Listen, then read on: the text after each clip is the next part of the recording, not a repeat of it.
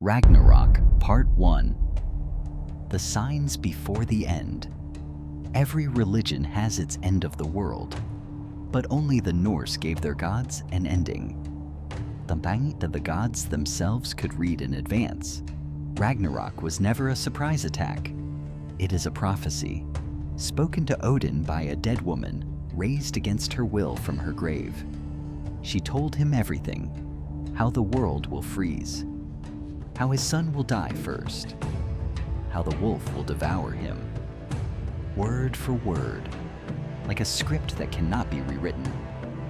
The true horror of Ragnarok is not the destruction, it is the waiting. This is the story of the signs before the end, as the ancient Eddas tell it.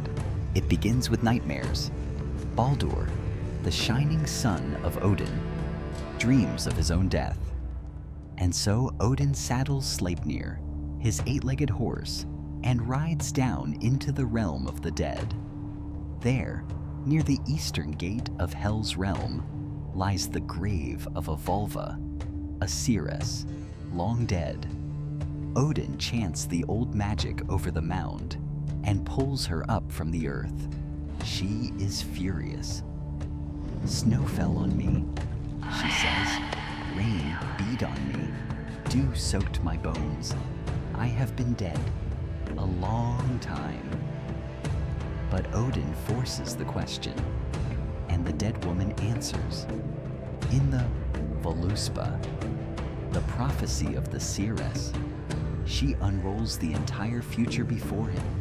Every sign, every battle, every death, including his own. And Odin says nothing. He returns to Asgard, and he begins to prepare. Now, everything we have told you in the earlier tales falls into place. Why Odin harvests the souls of warriors into Valhalla. Why the gods chained the wolf and cast the serpent into the sea. Every cruel thing the gods have ever done was done in the shadow of this prophecy. The first domino has already fallen, the death of Baldur. When the brightest of the gods was laid upon his burning ship, the words of the seeress began to come true. Then comes the winter, Fimbulwinter, the mighty winter. 3 winters in a row, with no summer between them. Snow drives in from every direction. The sun rises, but gives no warmth. Crops die, herds die. And then, people begin to turn on one another.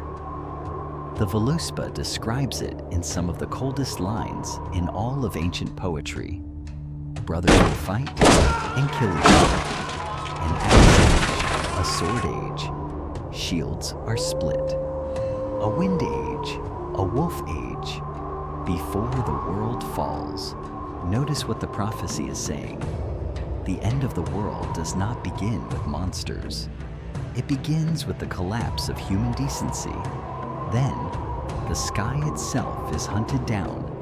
Since the dawn of time, 2 wolves have chased the sun and the moon across the heavens. In the final winter, the chase ends. Skoll catches the sun and swallows her. Hati catches the moon. The stars go out, one by one, until the sky is nothing but darkness.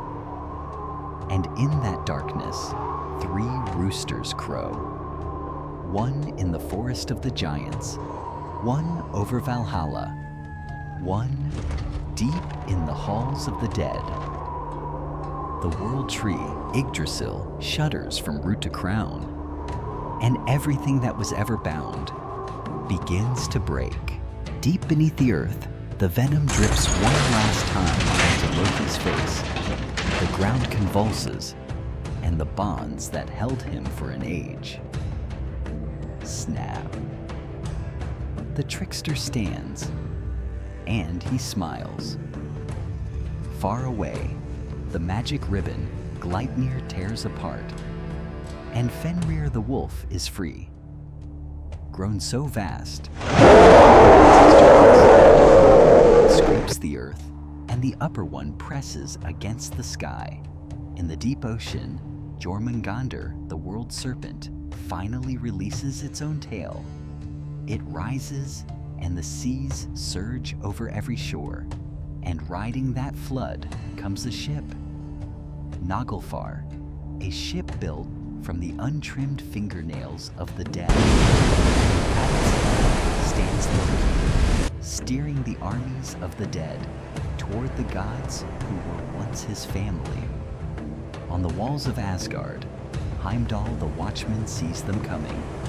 He raises the Gjallarhorn to his lips and blows a blast that is heard in all 9 worlds at once.